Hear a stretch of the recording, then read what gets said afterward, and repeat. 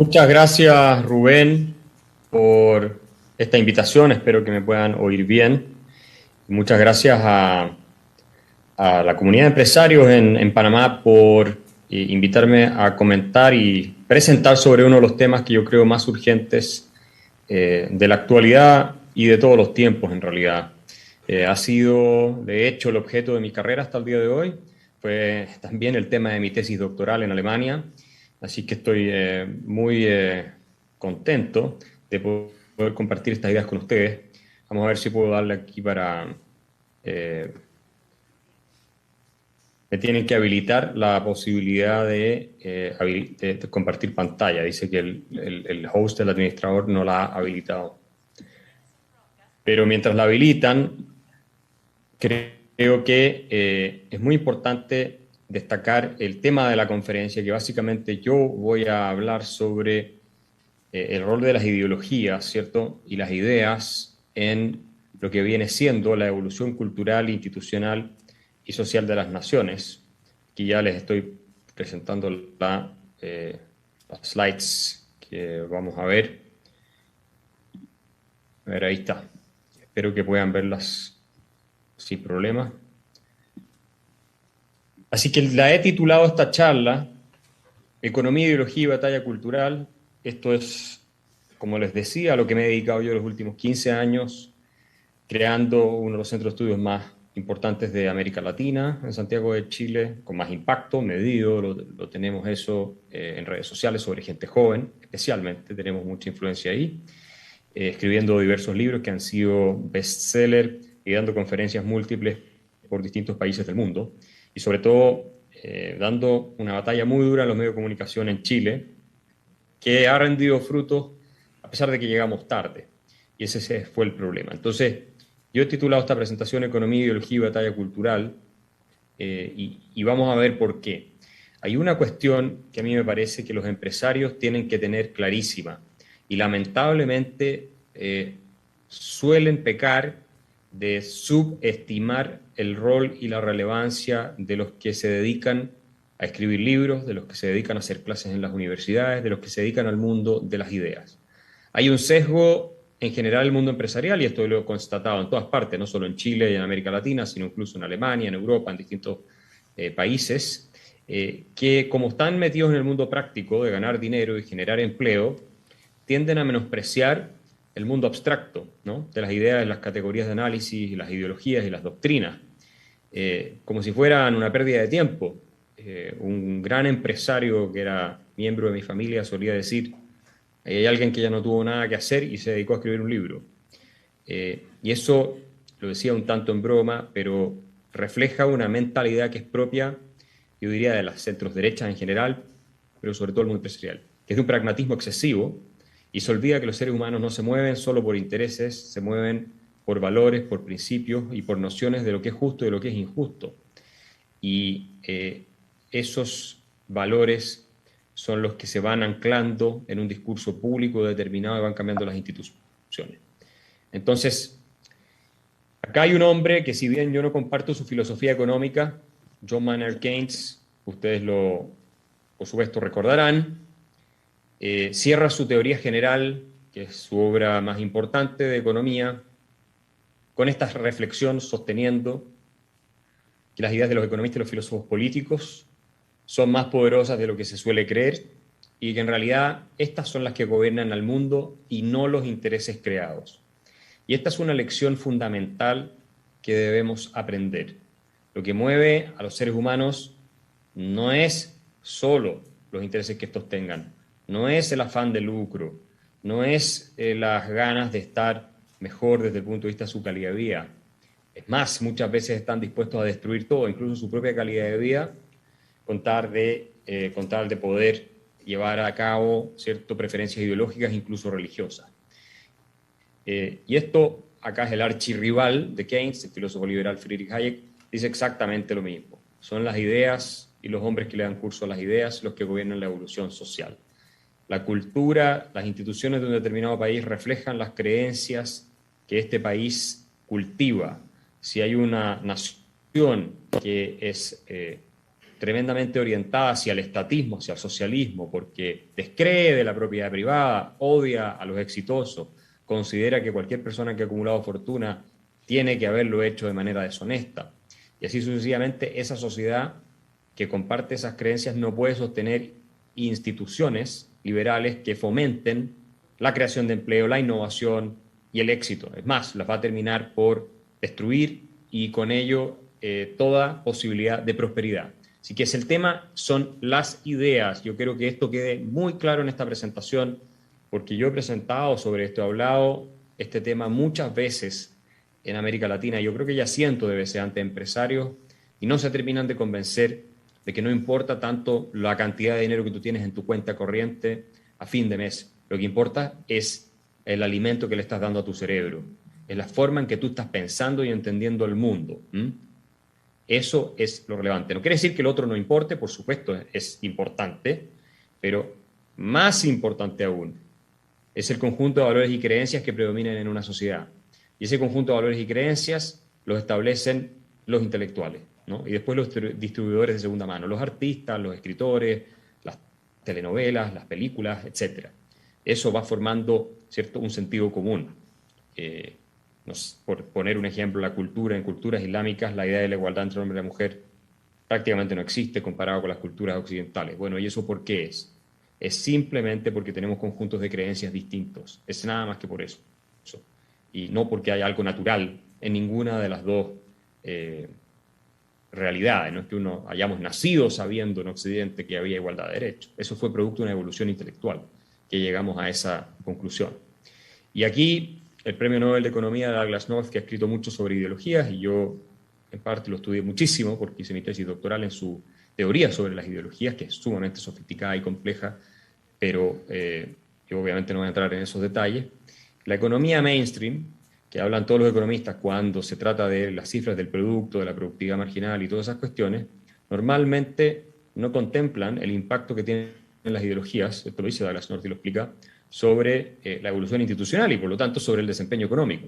Es imposible que exista crecimiento económico, que exista prosperidad, si las ideologías públicas que están instaladas en ciertos sectores de la población, como son el caso de la educación superior, el caso de las escuelas y los medios de comunicación, van inclinando a la ciudadanía que no desarrolla ideas propias, no hay que olvidarse esto.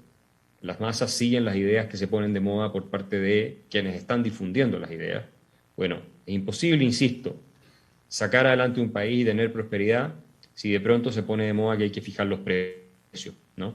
Porque la ideología que hay detrás de la fijación de precios es esta de que hay algunos que se están beneficiando, se están aprovechando, se están acaparando y hay que ayudar a los que tienen menos. Entonces fijamos los precios. Y esto emocionalmente es muy atractivo y lo vamos a explicar. Entonces este es el sistema, cómo funciona, ¿ok? Este es un libro que publicó la Universidad de Stanford hace varios años que yo creo que refleja muy bien cómo estos madmen intellectuals and academic scribblers, como los llamaba Keynes, ¿cierto?, van cambiando la realidad de nuestras naciones y son capaces de terminar tumbando por completo un país y sumirlo en el desastre más absoluto, como ustedes lo pueden ver en el caso de Venezuela, o como ustedes pueden verlo ahora en el caso de Chile, que está entrando en una fase de destrucción muy acelerada, habiendo sido la nación más rica y próspera de América Latina, al menos en términos de ingreso per cápita, la más rica.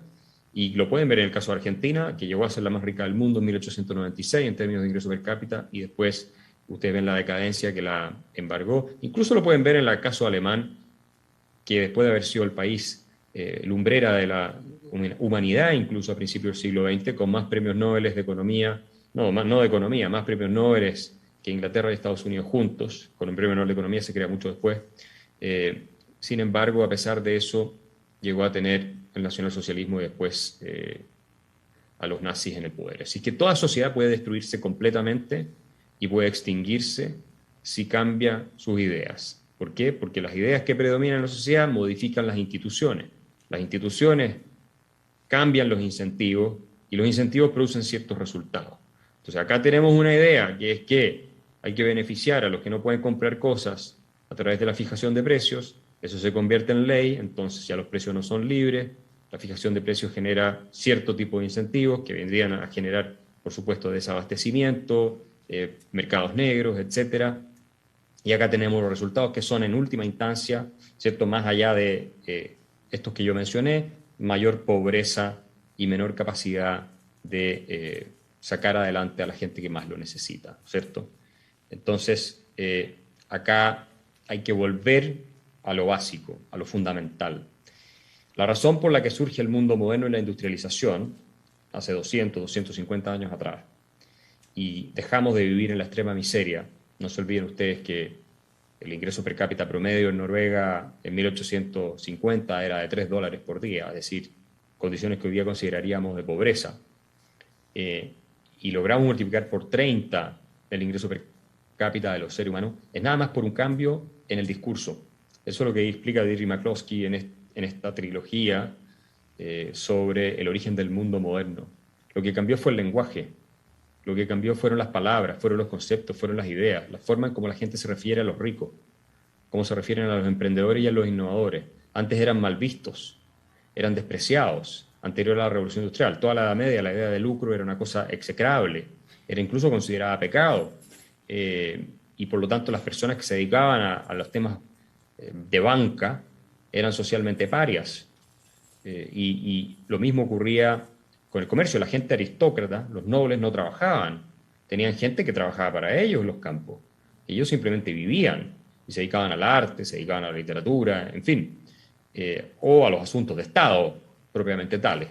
Bueno, lo que cambia es la dignidad burguesa. Cuando se empieza a dignificar el rol del burgués, eso es lo que dice McCloskey, es decir, se empieza a hablar bien de la gente que crea negocios, que crea empresas. Cuando se empieza a hablar bien de ellos, se genera un tremendo incentivo, se rompe un dique social de ideas, de una barrera mental que permite que se desaten las energías creativas de los seres humanos.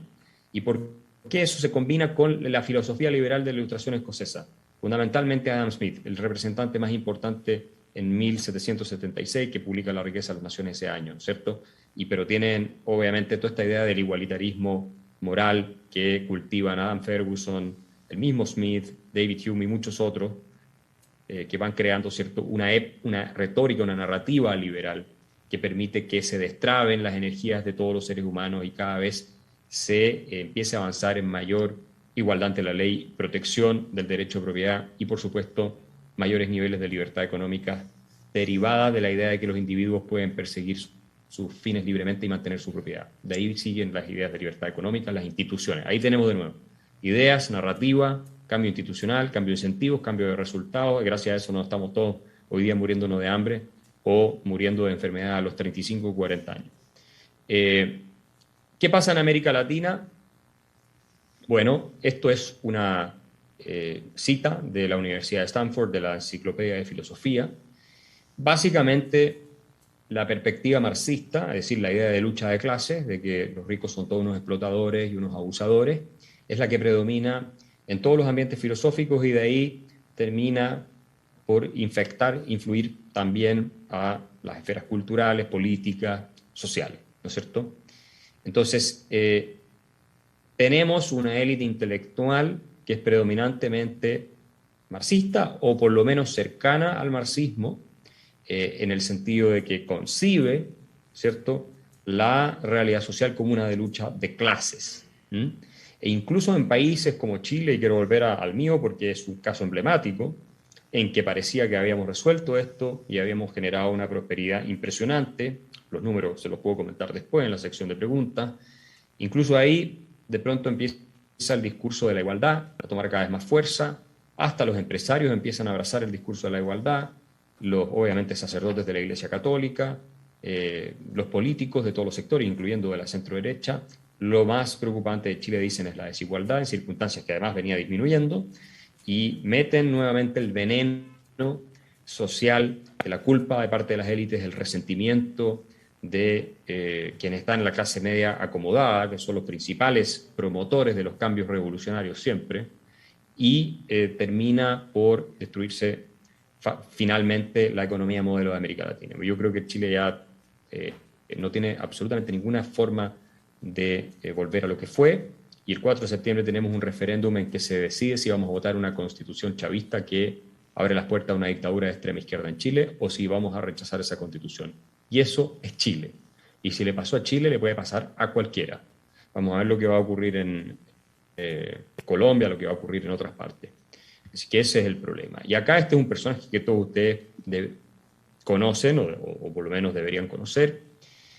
Este es Antonio Gramsci, fundador o cofundador del Partido Comunista Italiano, principios del siglo XX. Este es el pensador más letal de toda la izquierda marxista, yo diría en la historia, mucho más que Marx y que Lenin, porque él plantea el problema del cambio social, el cambio institucional, como uno que pasa por una transformación cultural y una radical operación, básicamente, sobre la mente de las personas. Entonces, él lo dice que las revoluciones tienen que estar precedidas por un trabajo de penetración cultural, es decir, de ideas que permean a través de los agregados humanos.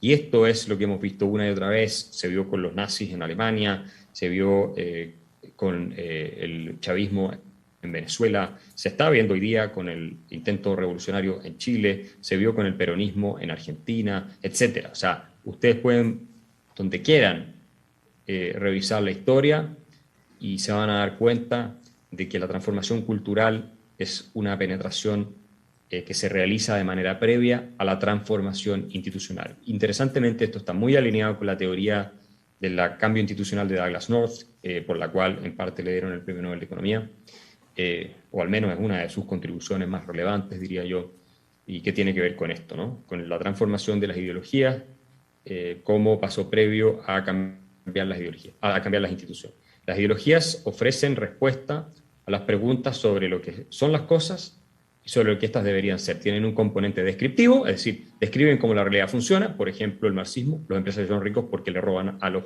proletarios, a los trabajadores, a través de plusvalor, extraen renta que no se merecen, son por lo tanto unos ladrones, abusadores y esclavistas. Esa es la teoría marxista, y esa es la explicación de la realidad económica, ¿cierto? Y después viene la parte normativa que dice, como eso es así, y es una forma de esclavitud del capitalismo, lo que hay que hacer es la revolución violenta, cortarle la cabeza a los empresarios para, obviamente, liberar a los oprimidos y a los que son abusados y darles una, básicamente, situación de prosperidad casi paradisíaca, porque como lo plantea el marxismo es en términos fundamentalmente utópicos, ¿verdad? Pero la gente es capaz de creer esas cosas. Cuidado, no nos engañemos, los seres humanos damos para todo.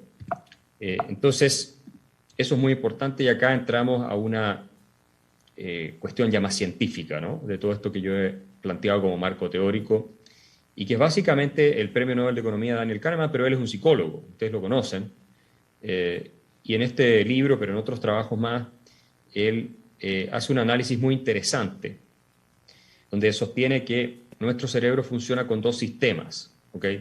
Tenemos un sistema 1, que es el sistema emocional, que es intuitivo, que requiere muy poco esfuerzo, es inconsciente. Yo puse todo esto en inglés porque me parece que refleja mejor cómo plantea Kahneman los conceptos, y por lo tanto busca asociaciones y en fin, es muy intuitivo y requiere poca energía cerebral, ¿cierto? Ese es el sistema emocional. Es lo que nos pasa cuando, por ejemplo, vemos a un rico pasar caminando al lado de un pobre y el pobre nos da, obviamente, pena, porque tenemos ese instinto de empatía, y se nos ocurre, bueno, quitemos al rico y le damos al pobre, y esa es la solución a los problemas. Ese es el sistema 1, ¿no? El sistema emocional que no requiere esfuerzo. El sistema 2 es el sistema racional con el que funciona nuestro cerebro, que es un sistema lento, es un sistema que requiere esfuerzo, es lógico, hay que deliberar, implica pensar, en pocas palabras, y requiere mucho más energía cerebral, incluso en términos de calorías, es mucho más exigente. Yo les pregunto a ustedes, por ejemplo, 125 multiplicado por 346, entonces ustedes tienen que utilizar el sistema 2, ¿cierto? Esa es la diferencia.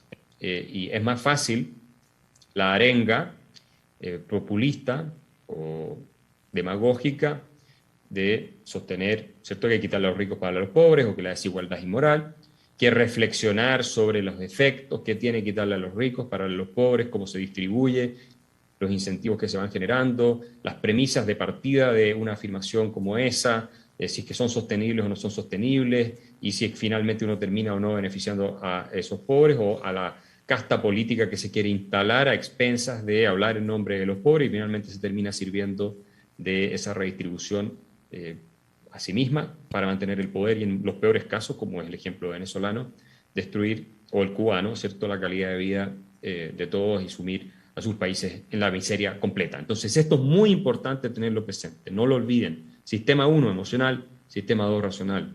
¿Por qué es tan importante? Porque los seres humanos nos movemos fundamentalmente por el sistema 1.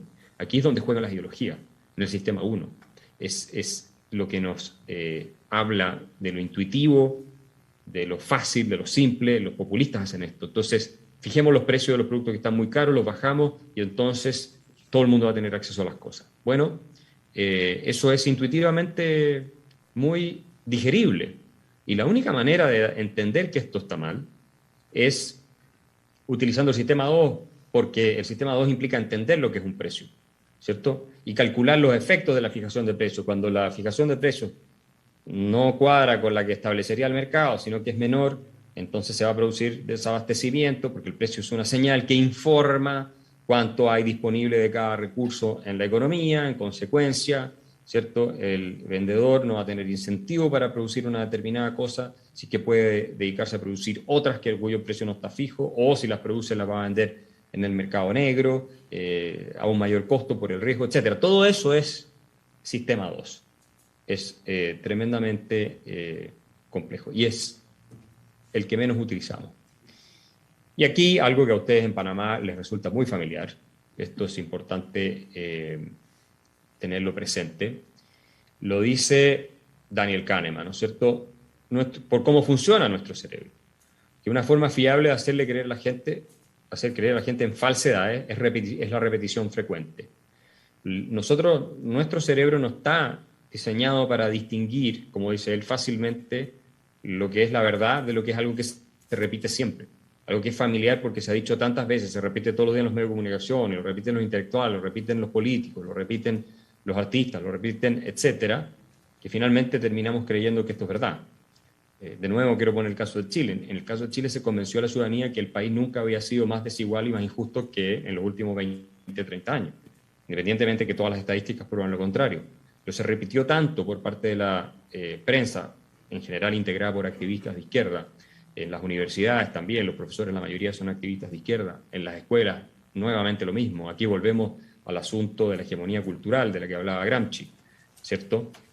Se repitió tanto, incluso por políticos, hasta empresarios empezaron a repetir este discurso, porque les había ido demasiado bien, entonces de pronto sintieron culpa por la cantidad de dinero que tenían y empezaron a abrazar este discurso. Nunca se imaginaron que iban a llegar a un punto en que les iban a hacer una constitución revolucionaria que los podría dejar sin nada, porque la nueva constitución que se aprueba o no el 4 de septiembre, en la práctica elimina el derecho de propiedad en Chile, esa es la verdad.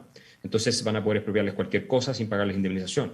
Entonces, esta frase de Kahneman me parece fundamental.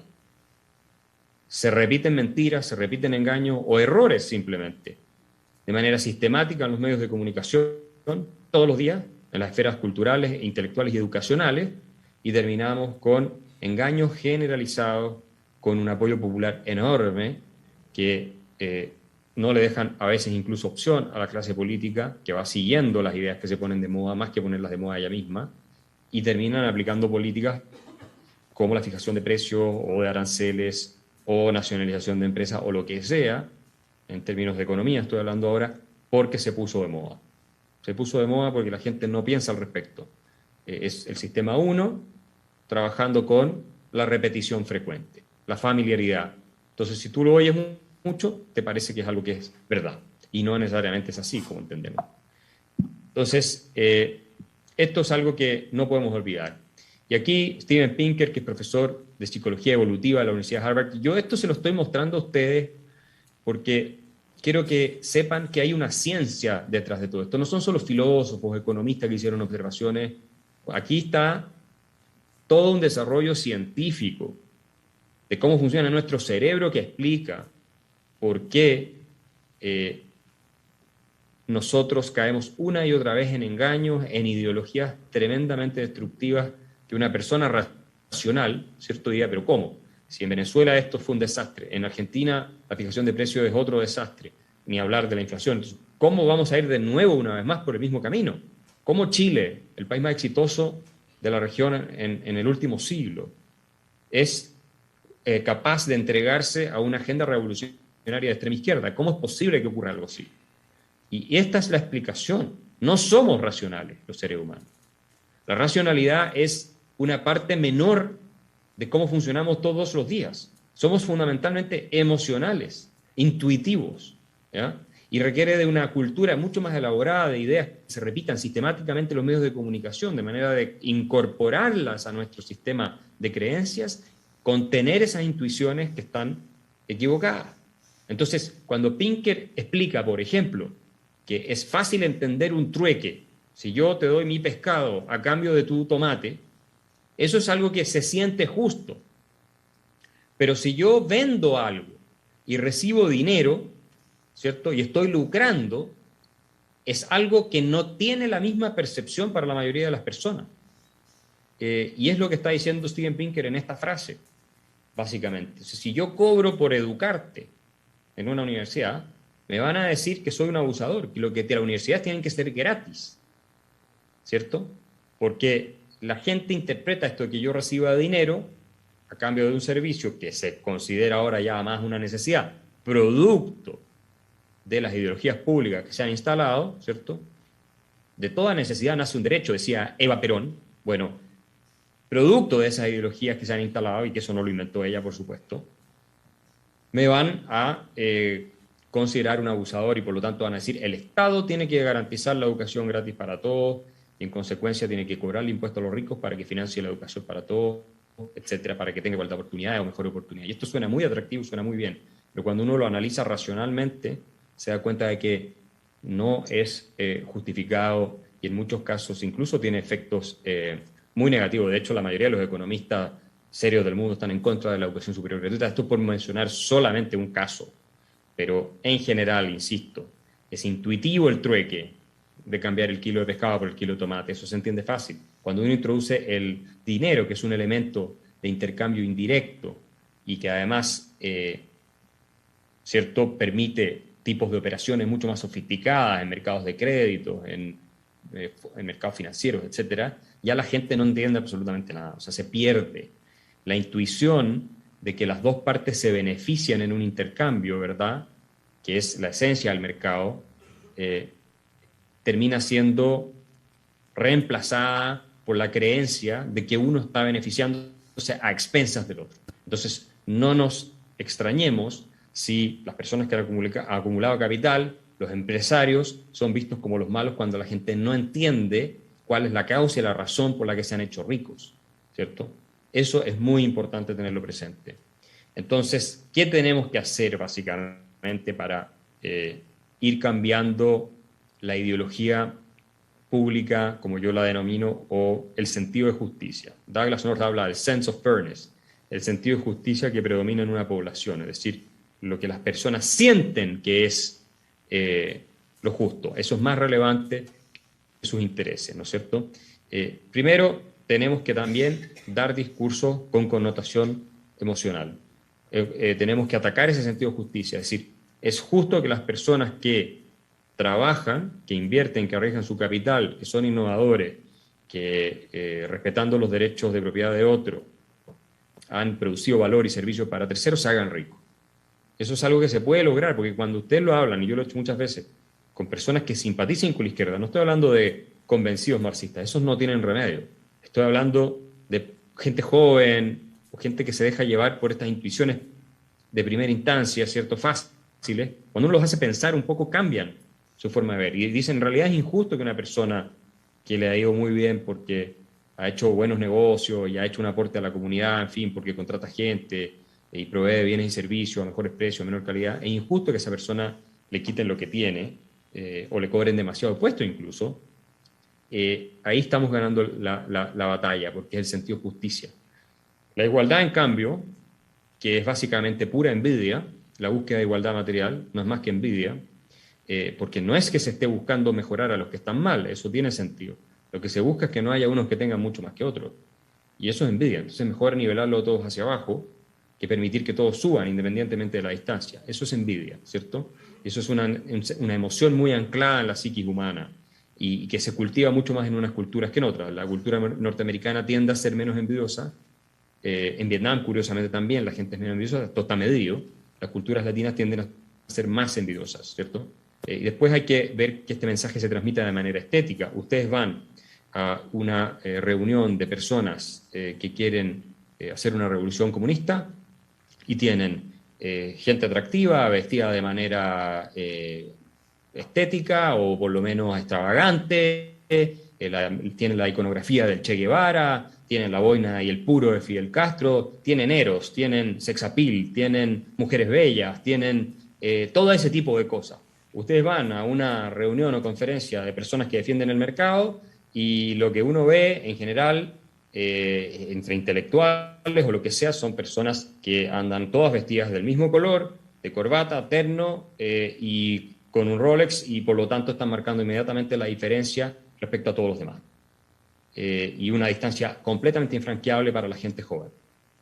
Y es una de las razones por las cuales yo nunca me pongo terno y corbata cuando estoy haciendo conferencias y por eso tengo tanto éxito entre gente joven, porque si no, yo los distancio. Ahora, no es la única razón, hay formas de ser que hacen que las personas sean más atractivas. No tengo nada contra el terno y la corbata, pero creo que favorece, sobre todo en gente joven, rostros, artistas. Cuando han visto un artista, tal vez los Beatles cuando empezaron, pero en general, que anden vestidos de manera muy formal y muy igual y que sean muy respetuosos, ¿cierto?, de ciertos cánones y muy predecibles. No pasa eso. Y por eso nosotros en la Fundación para el Progreso en Chile le pusimos tanto énfasis en la estética de todos los productos, desde los libros que publicamos, tenemos premios de diseño internacionales, hasta nuestra página web, que ustedes la pueden visitar, hasta quienes estamos adentro de la Fundación, que somos todas personas jóvenes con una cierta estética que no cuadra con lo que se esperaría, ¿cierto?, de las ideas que nosotros defendemos, etcétera. Entonces tenemos que trabajar sobre eso, sobre la música. Los héroes populares son muy importantes, es decir, artistas, periodistas, o sobre todo deportistas que defienden nuestras ideas. En fin, y tenemos que tener legiones de intelectuales públicos que están debatiendo nuestras ideas todo el tiempo en los medios de comunicación.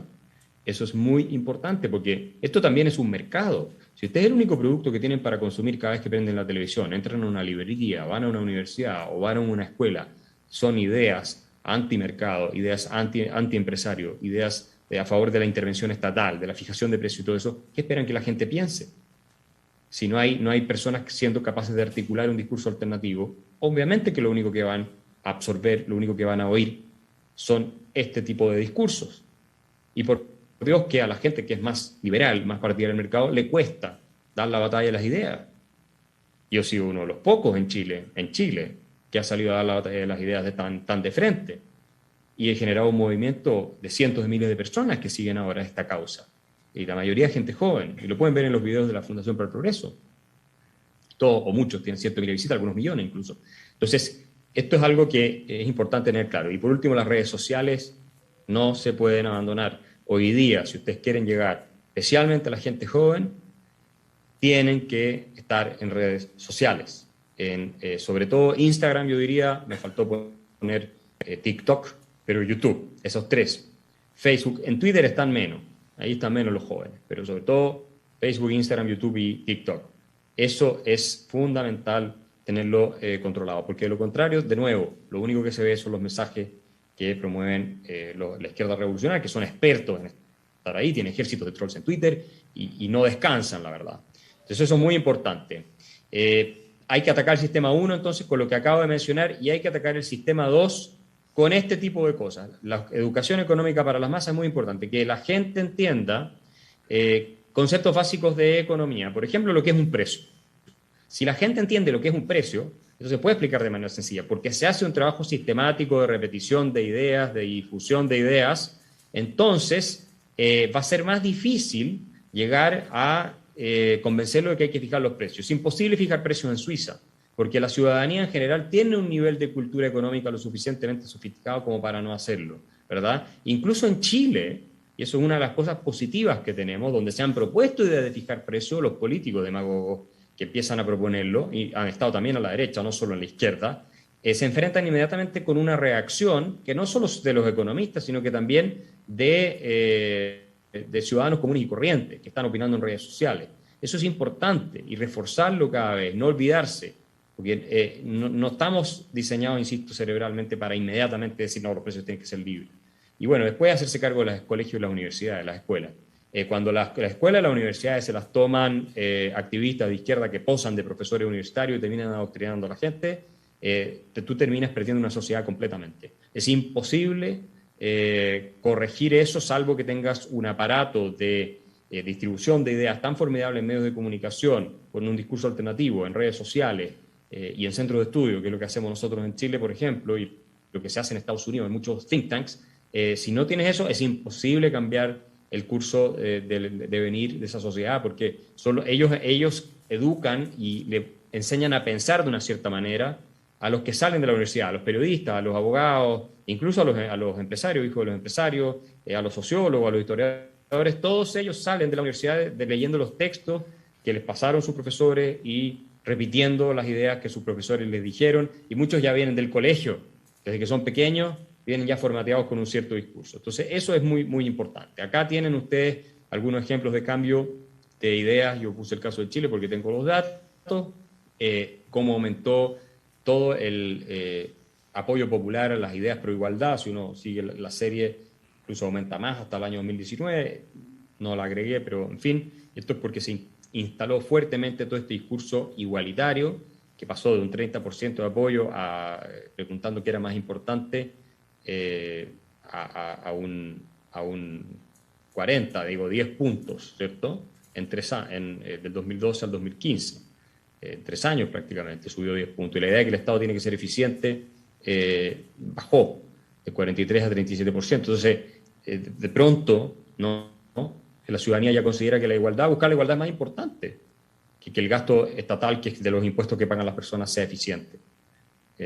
¿Y por qué eso? Bueno, por el discurso que se instala. Si esto a la gente no se le ocurre porque un día se levantó en la mañana y tomando la micro dice quiero más igualdad y menos eficiencia. Esto es algo que se instala desde los discursos. Lo mismo esta idea de que la nueva constitución iba a resolver todos los problemas de las personas. Esto es algo que se instaló en los discursos, y acá ustedes pueden ver esto es del año 2019, después que tuvimos esa crisis muy grande, ¿se acuerdan ustedes? Con mucha violencia en Chile, y la gente de pronto pensaba que una nueva constitución le iba a resolver los problemas de educación, seguridad y salud y todas esas cosas. Y entonces entramos en un camino de cambio constitucional que puede terminar en un desastre. Afortunadamente las encuestas hoy día sugieren que los que vamos por el rechazo vamos a ganar, porque claro, fueron tan al extremo con la constitución revolucionaria chavista que hicieron que hasta la centroizquierda y parte de la izquierda está diciendo que no la va a apoyar.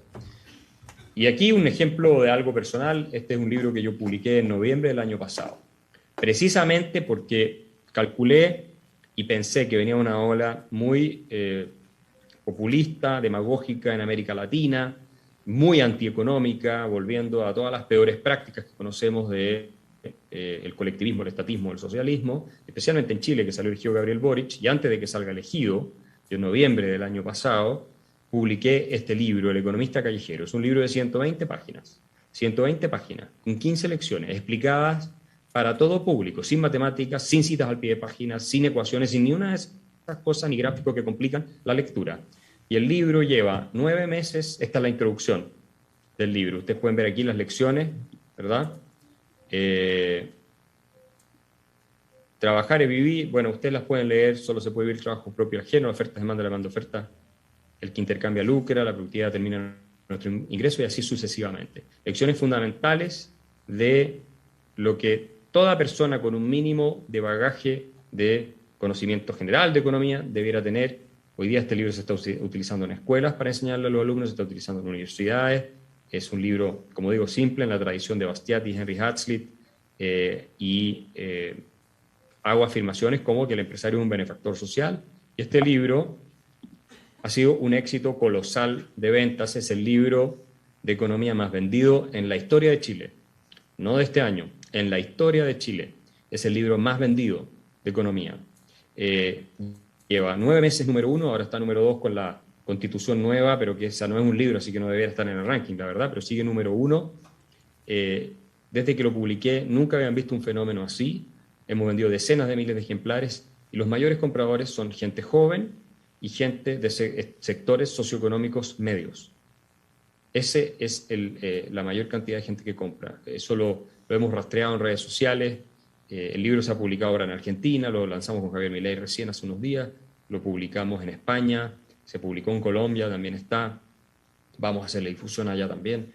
Y esto es para cambiar la mente trabajando sobre el sistema 2, pero de manera súper simple. ¿Qué pasa? Que yo acá logro con este libro, ¿cierto?, que haya personas que lo leen y después esas personas jóvenes salen de la universidad pensando completamente distinto el mundo y entran a trabajar en radio o entran a trabajar como periodistas o entran a trabajar en lo que sea y ya empiezan a transmitir estas ideas y se genera un efecto de cascada o más bien de bola de nieve. Y así tú vas empezando a cambiar las ideas que predominan en la sociedad y vas formando nuevas personas que configuran una nueva cultura sobre la base de este tipo de lecciones y este tipo de visiones del mundo, ¿no? Y como digo, se lo enseñan incluso a niños en el colegio. El libro se vende también en una edición pirata, ¿cierto?, en las calles de las ciudades más grandes de Chile, lo cual da una señal del hambre que había por un discurso alternativo que se explique de manera simple y fácil y atractiva cuestiones de economía. Es decir, esto lo compra la gente que es el taxista, que es el repartidor de Uber, que es el que te sirve el café en el Starbucks. Ellos compran este libro, muchos, y lo están leyendo y lo suben a Instagram porque a mí me copian y lo suben a redes y hay, también los sectores más acomodados obviamente lo compran, es porque sus hijos les están saliendo de izquierda, partidarios de Gabriel Boric, a muchos empresarios, que no se pueden explicar cómo es posible que sus hijos estén apoyando a personas que lo que buscan es destruir precisamente las instituciones que les permitieron a ellos tener esta calidad de vida. Y en general, además de una culpa que se cultiva por el hecho de que tú tienes y otro no, me parece algo nefasto en América Latina, es la ignorancia económica y el analfabetismo total, de que al final lo que tú planteas como lo que suena emocionalmente correcto, como fijar precios, yo tengo aquí un capítulo sobre fijación de precios, ¿no? Los precios son información, bueno, eso termina empeorando mucho más la calidad de vida de los que tú supuestamente vas a ayudar con eso. Entonces, ese es el tema, y no se olviden, esta es para terminar, ¿cierto?, caricatura que yo compré en la casa de Karl Marx en la ciudad de Trier, en Alemania. Ese es un museo hoy en día, y hay un famoso cuadro que venden ahí de un artista alemán, y este es el lema que tiene: "Sorry guys, it was just an idea". El marxismo fue solo una idea. Y si ustedes no están convencidos hasta ahora, con todo lo que he dicho, de que al final lo que más importa son las ideas, porque eso es lo que determina cómo la gente piensa, piensen nada más, recuerden nada más lo que el marxismo significó hasta el día de hoy incluso para la humanidad, y cuéntenme si creen finalmente que las ideas son menos importantes que los intereses. Así que muchas gracias, quedo disponible para cualquier pregunta. Iniciamos el periodo de consultas y nos acompañan el doctor Rubén Castillo Gil, presidente de CONEP, el doctor Otto Wolfson, presidente de la Asociación Bancaria de Panamá, quienes van a hacer la moderación. Ustedes tienen oportunidad de interactuar con nosotros, nos indican y el personal se acerca al auditorio. Iniciamos.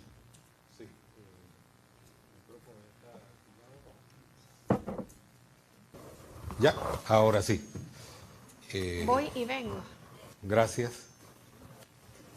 A mí es más corto, ¿no? Le activaron el micrófono a Elisa. Axel, hay un tema interesante en tu planteamiento que parte de un concepto básico, ¿no? Estamos en la era del posmarxismo. Originalmente los marxistas hablaban de una estructura económica y una supraestructura.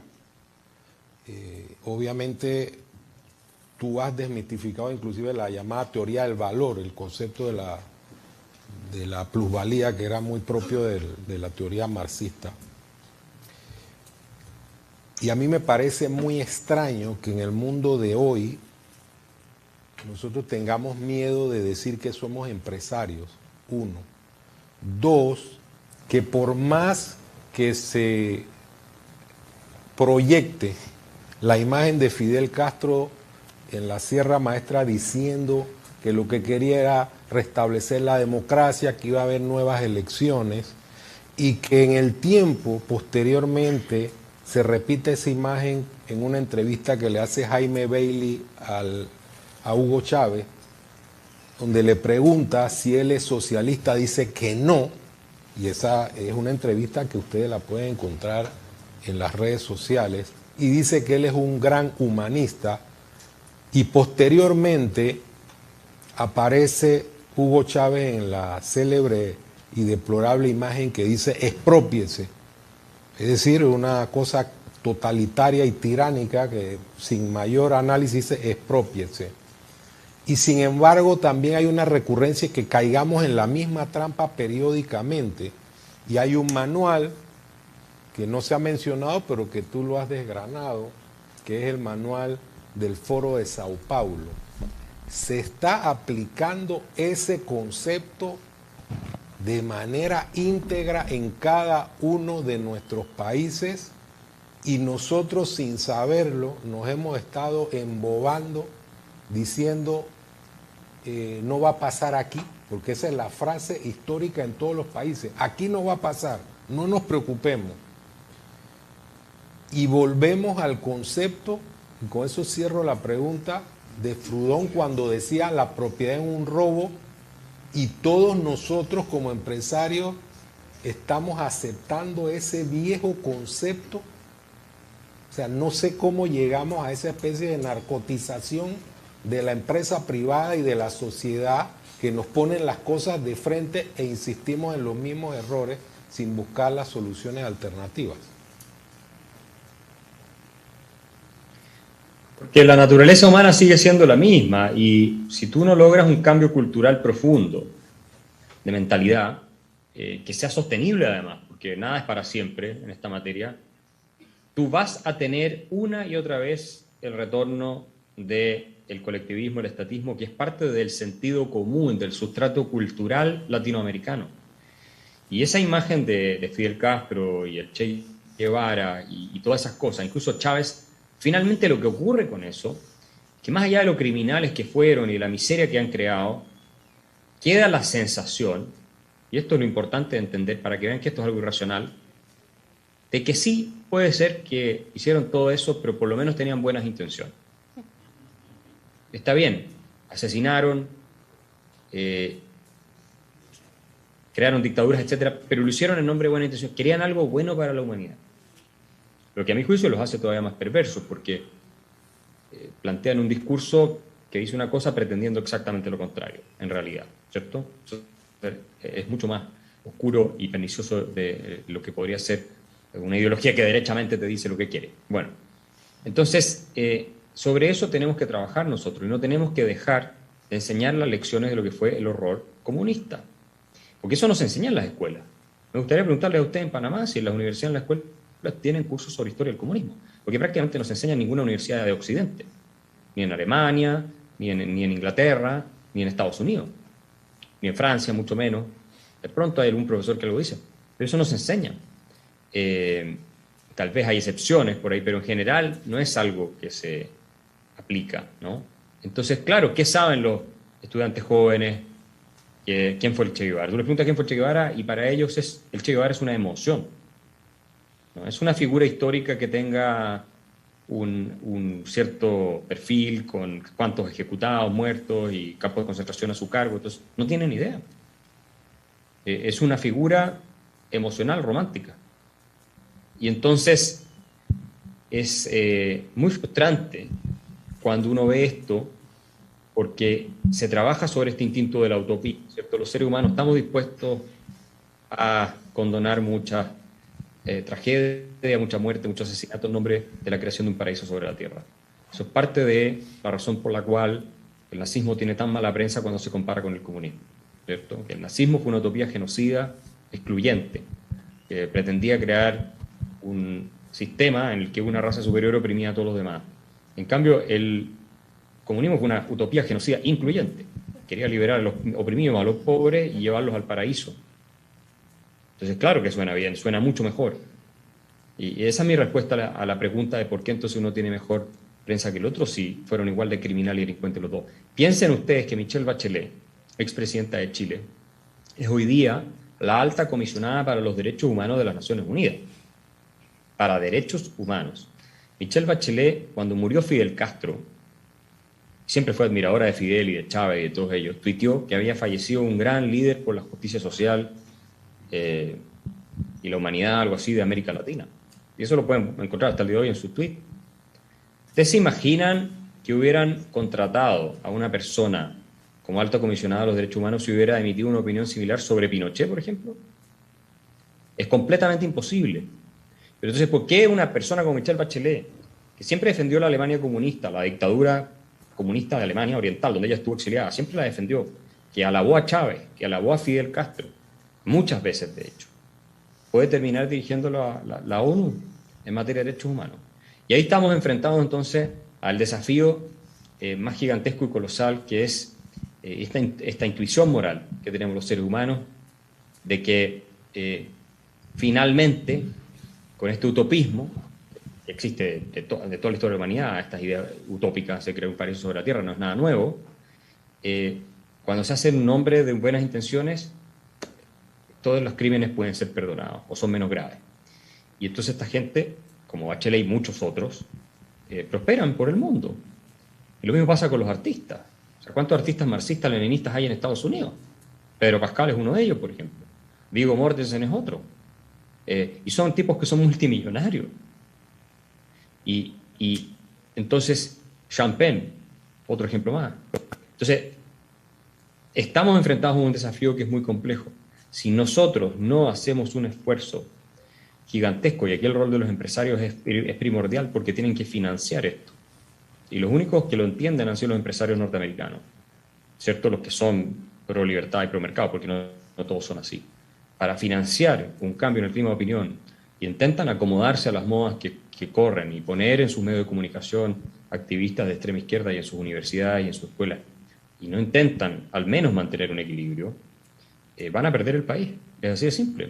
Y nos pasó en Chile. O sea, yo se los digo, esto pasó en Chile y yo lo vi venir, escribí varios libros donde lo predije en detalle. Entonces no es que yo lo venga a decir ahora, yo predije en detalle lo que iba a pasar 10 años antes de que ocurriera, porque analicé las tendencias intelectuales y discursos públicos que se estaban instalando y los documentos que estaba produciendo la izquierda. Entonces esto no es ciencia de cohete, esto es algo que se puede prever y se puede también evitar si uno hace bien el trabajo. Tenemos preguntas de nuestro auditorio. Se integra al panel Elisa Suárez de Gómez, expresidenta de CONEP. La primera pregunta está acá.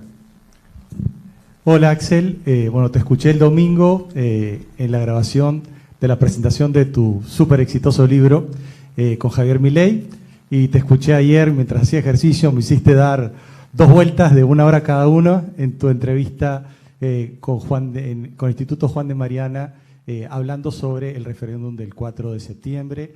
Y bueno, hago esta introducción porque parte de mi pregunta va a ir orientada hacia las cosas que dijiste en esas 2 estupendas presentaciones. Y antes quiero felicitarte porque como emprendedor social has llevado la Fundación para el Progreso. Yo estoy suscrito a la Fundación hace 8 años, disfruto mucho los postings y la cocina, lo que has hecho con los muchachos jóvenes, la nueva camada. Te quiero felicitar, Axel, porque has comenzado como director ejecutivo y ya estás como presidente de la Fundación, y bueno, te felicito por el hijo que has llevado con mucha paciencia y mucha pasión.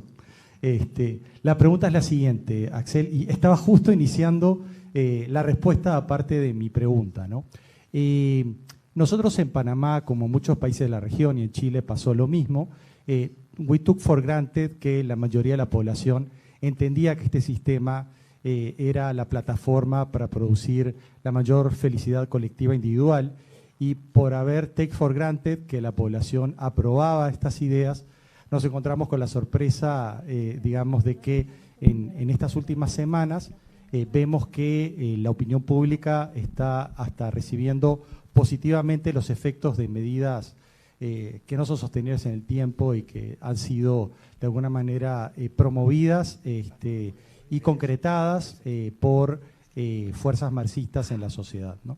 Entonces, y ahora el riesgo que tenemos en el horizonte a mediano plazo, es parte de lo que tú estás diciendo, que hace años que debimos habernos despertado un poco de eso, es una reforma constitucional que pueda incorporar algunas de las, entre comillas, buenas ideas que se han tratado de implementar en Chile y que tú ayer estabas explicando en esa entrevista con Juan de Mariana, bueno, que no fue ayer, cómo se van insertando este tipo de programas en la Constitución para hacer más rígidas estos retrocesos, ¿no? Entonces la pregunta es, ¿qué sugerencias tienes para nosotros, ahora que estás hablando, bueno, los empresarios, cómo podemos financiar el que haya un contraprograma de opinión para evitar que esto, que ya lo has visto coserse en varios lados, ocurra también aquí en Panamá? Gracias.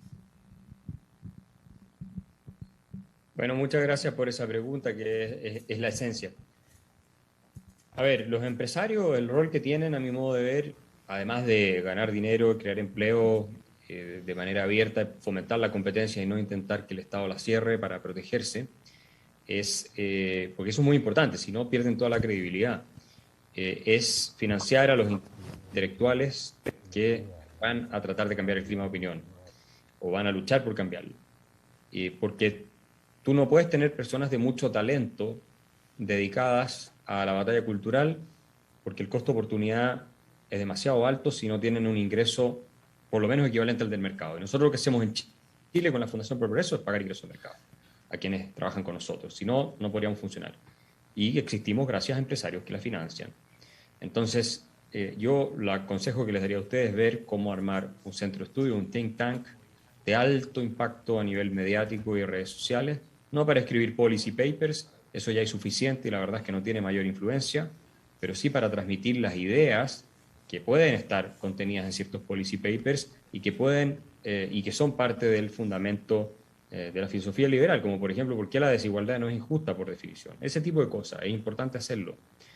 Si no hacen eso y no realizan el esfuerzo, bueno, lo más probable es que, como sí lo está haciendo la izquierda o los que son colectivistas y contrarios a la sociedad libre, en algún minuto terminen con un líder populista de izquierda mucho peor de lo que se pueden imaginar gobernando y con cambios institucionales que van a ir destrozando su país, primero gradualmente y después de manera muy acelerada, que es lo que le pasó a Venezuela, le pasó a Chile, le está pasando a Colombia, en parte a México, etc.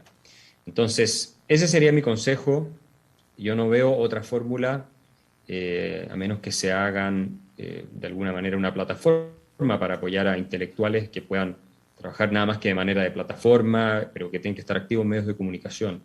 Eso es esencial. Y si tienen medios de comunicación, tratar de que los periodistas que están ahí no sean solo activistas antimercado socialistas, que no sean los profesores universitarios en las universidades privadas, puros profesores, y incluso en las escuelas privadas. Los colegios privados también se lo toman profesores de izquierda. Eso es muy importante, me parece a mí. Y la Universidad Francisco Marroquín en Guatemala es un buen ejemplo de un esfuerzo notable en esa materia. Si ese sería mi consejo. Lo más difícil es encontrar a la gente con el capital humano, la capacidad y la disposición para dar esta batalla. Esa gente es más fácil encontrarla si tú le ofreces que va a poder vivir de esto. Si no, puedes olvidarte.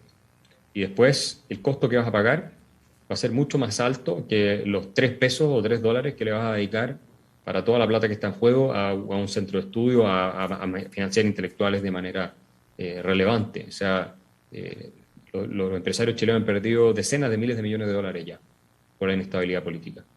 Esa es la realidad. Continuamos con nuestro decenas de miles de panel. millones. ¿Sí? Ya se encuentran con nosotros Elisa Suárez de Gómez, expresidenta de CONEP, Otto Wolfson, presidente de la Asociación Bancaria de Panamá, y Rubén Castillo Gil, presidente de CONEP. Hola, Axel. ¿Me escuchas? Ahora sí. ¿Aló? ¿Me escuchas, Axel? Hay que prender el micrófono. Permítame. Sí. Hola, Axel, ¿cómo estás? ¿Me escuchas? Sí. Ok. Bueno, primero Ahora sí. voy a ser empática contigo porque estamos tratando aquí del tema de los sentimientos y cómo los sentimientos mueven el mundo.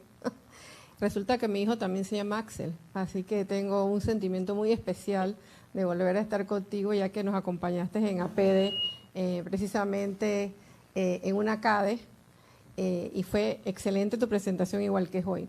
Pero apelando a esos sentimientos de los que tú hablas y cómo nos han manejado los sentimientos a través de la historia, cómo se han infiltrado en los propios gremios magisteriales las ideas radicales y cómo nuestros propios hijos están siendo conducidos a a que no aprecien ni estimen lo que nos ha costado a sus padres educarlos, por ejemplo, que es una cosa terrible desde mi óptica. Y yo te pregunto porque hay una realidad, nos guste o no nos guste como sector privado, que tenemos que entender que esa batalla de la intelectualidad hay que darla, pero utilizando un lenguaje también emocional que llegue a la gente. El temor que siente el empresario, yo tengo la sensación de que sobre todo tenemos miedo de decir las cosas. A un izquierdista no le da miedo insultarnos, a un izquierdista no le da miedo decir que los empresarios somos malos, ladrones, genocidas, bueno, tantas cosas que nos han dicho. Pero sus propios líderes lo son y eso no lo ven. Entonces, mi pregunta básicamente sería, ¿cómo perdemos los empresarios el miedo a expresar nuestra opinión y a decir claramente cómo podemos resolver algunos problemas? Sobre todo si entendemos el sentimiento de la persona que evidentemente en este momento está pasando trabajo porque sí hay un medicamento costoso, sí hay una canasta básica muy alta, y entonces cómo nosotros debemos abordar esos puntos y cómo nosotros mismos tenemos que hacer nuestros mea culpa para hacer los cambios necesarios para poder entonces, en esa batalla de las ideas, tener también una posición humana, pero basada en un pensamiento lógico que sea verdaderamente de prosperidad para todos. Y como bien lo señalas, y lo decía Margaret Thatcher, la gente de izquierda siempre quiere que los de aquí arriba vengan hacia abajo, no que los de abajo vayan hacia arriba, sino a todos ponernos en el mismo lugar. Entonces yo creo que esas frases pequeñas, cortas, simples, serían las que nos ayudarían, pero la pregunta básica es, ¿todos los empresarios en América Latina han tenido el mismo miedo de defender la posición del sector privado, sabiendo que racionalmente estamos buscando países mejores en América Latina y países mejores en Panamá, un país mejor para todos? No, no todos los empresarios han tenido el mismo miedo. La mayoría sí, pero si ustedes ven el caso de Ricardo Salinas en México, por ejemplo, él es muy valiente, se expone muchísimo, opina de forma muy dura en sus redes sociales sin ningún complejo, sin ninguna culpa. Dice que él paga además demasiados impuestos que no debería pagarlo. Lo atacan por todas partes, pero él se defiende. Y eso es un ejemplo, me parece a mí, de coraje en ese sentido. Es muy liberal, su filosofía muy promercado, libertad individual.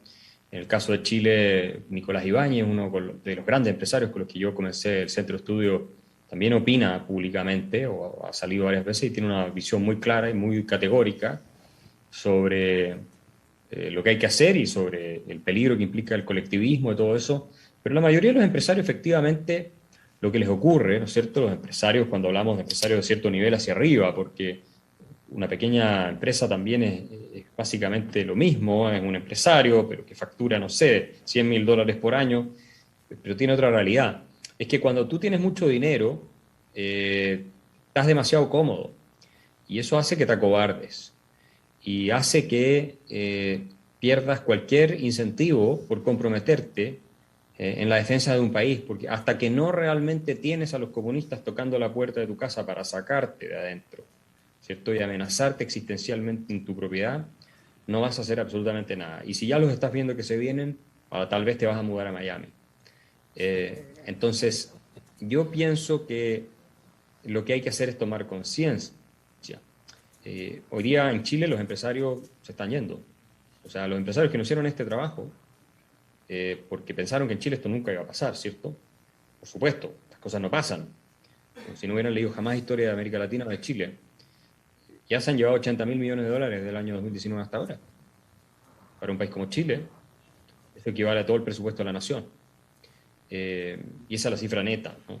Y se están yendo con sus familias a vivir a otras partes. Estamos hablando de Chile.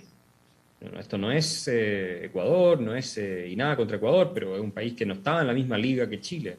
Ni siquiera estamos hablando de Argentina, estamos hablando de Chile. Y en fin, gente joven, capital humano que se está yendo.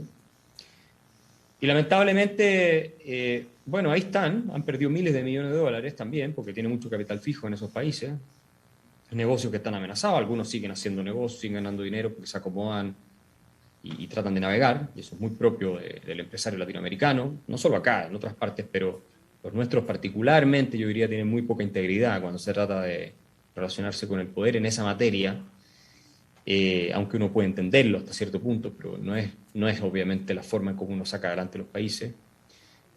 Y hay que tratar de parar estos monstruos antes de que se vuelvan inmanejables. Y ahí el coraje empresarial, y siempre van a ser pocos los empresarios, y los que no quieren dar la cara, porque tampoco es necesario que la den mayormente, salvo que tengan la capacidad de hacerlo de manera muy articulada y sin decir cosas que van a generar ciertas reacciones en contra,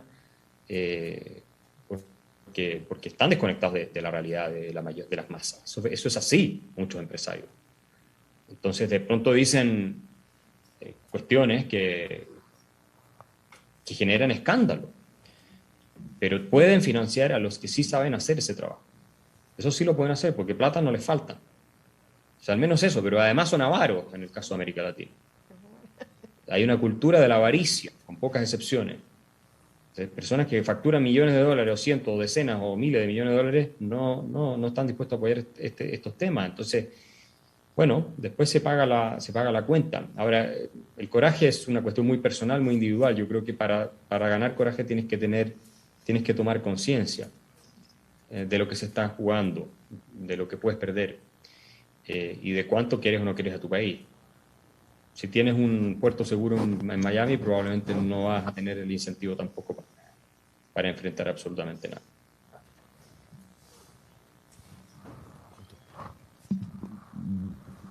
No creo que haya una pregunta. Después viene Bueno, yo creo que el micrófono así funciona. Hola, ¿me escuchas, Axel? ¿No? Sí, claro. Sí. Mira, yo te voy a hacer una pregunta de algo que tú no has hablado, ¿no? Que es cómo se ha movido el espectro político en América Latina. Ya sabemos que todos los que defendemos la libre empresa y el libre mercado tenemos que hacer mucho más. Pero ¿qué ha pasado con la centroizquierda en tu propio país? O sea, a mí me da la impresión que ha sido totalmente absorbida y anulada por la izquierda radical. Entonces, ¿por qué está pasando eso, en tu opinión? Eso tiene una explicación, que es la siguiente. La centroizquierda en Chile, y yo diría en prácticamente toda América Latina, es más antimercado que lo que es anticomunista. Entonces, o antisocialista. ¿Por qué? Porque la intuición moral de fondo en la centroizquierda chilena, en la Concertación, era, ¿cierto?, que el mercado, como dijo Patricio Elwin, el primer presidente que tuvimos después del retorno a la democracia en el año 90, el mercado es cruel, el mercado maltrata a la gente, el mercado es una fuente de todo tipo de males. Y en consecuencia, cuando la izquierda radical plantea la necesidad de terminar, acabar con el mercado, con lo que ellos llaman el neoliberalismo, ese es el concepto que les encanta en toda América Latina. Cuando plantea eso, en realidad a la centroizquierda lo que le pasa, y esto no solamente es en Chile, es que siente que moralmente tienen razón. Porque el mercado, en el mejor de los casos, la centroizquierda lo ve como un instrumento útil. Nada más. Para generar crecimiento, para disminuir la pobreza, pero no ve un valor moral en sí mismo en las ideas de mercado. En la idea de la libertad individual para tomar decisiones en la esfera económica, que eso es el mercado. Porque no lo entiende tampoco. Entonces la izquierda radical chilena, que es muy agresiva, fue acusando a la centroizquierda de traición a Chile, de traición a los ideales realmente sociales, como la igualdad y un Estado que controle prácticamente toda la economía, porque eso implica que el pueblo entonces está controlando la economía y hay más democracia y no unos pequeños grupos económicos que se están llenando los bolsillos a expensas de todo, ¿cierto? Que es así como lo plantean. Y la Concertación terminó siendo fagocitada y completamente destruida por la izquierda extrema, porque esta centroizquierda, que era la Concertación, no fue capaz de defenderse con orgullo y frenar a la izquierda extrema. Yo escribí un paper que lo publicó el Cato Journal sobre esto, explicando cómo Chile se perdió. Y fue la cobardía de la centroizquierda, sobre todo, también de la centroderecha, que tiene ese complejo, ¿no? Que siempre se quiere parecer a la centroizquierda, tiene que pedirle permiso para decir algo, para defender sus ideas. Si la centroizquierda lo aplaude, lo hace, si no, no. Bueno, la centroizquierda en su cobardía y su falta de compromiso moral con los valores de la libertad individual, que se expresan también en el mercado, terminó siendo, como tú bien dices, destruida y fagocitada por la izquierda extrema. Y hoy día tenemos un gobierno comunista en Chile. Hoy día en Chile gobierna el comunismo. Gabriel Boric es un marxista. Y el partido más importante de la coalición de gobierno es el Partido Comunista. Y gobiernan alineados con Nicolás Maduro. Y tenemos el narcotráfico, el crimen organizado completamente desatado en Chile, con guerrillas terroristas en el sur, con un avión venezolano-iraní que anda llevando, que hasta que ahora se descubrió y se detuvieron esos vuelos, maletines llenos de dólares. Es decir, estamos en una situación realmente muy compleja. Y eso fue por la cobardía y también por la mentira que la centroizquierda se contó a sí misma, de que en realidad todo lo bueno de los últimos 30 años había empezado con ellos, cuando en realidad partió con los Chicago Boys, bajo el régimen autoritario de Pinochet, por mucho que duela, pero así fue.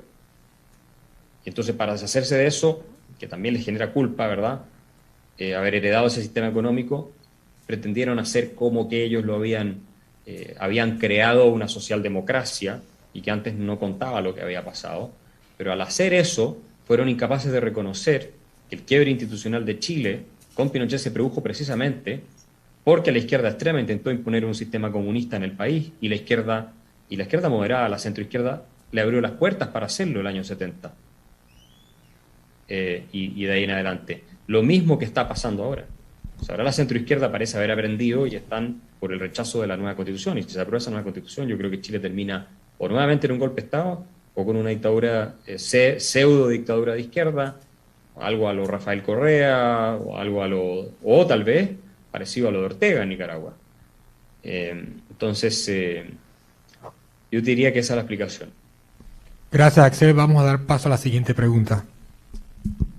Axel, muchas gracias. Estoy de acuerdo con, diría, casi todo lo que tú has presentado, quizás salvo una cosa, y es que me parece que tú has como depositado el sentido de peligro por el lado de la izquierda.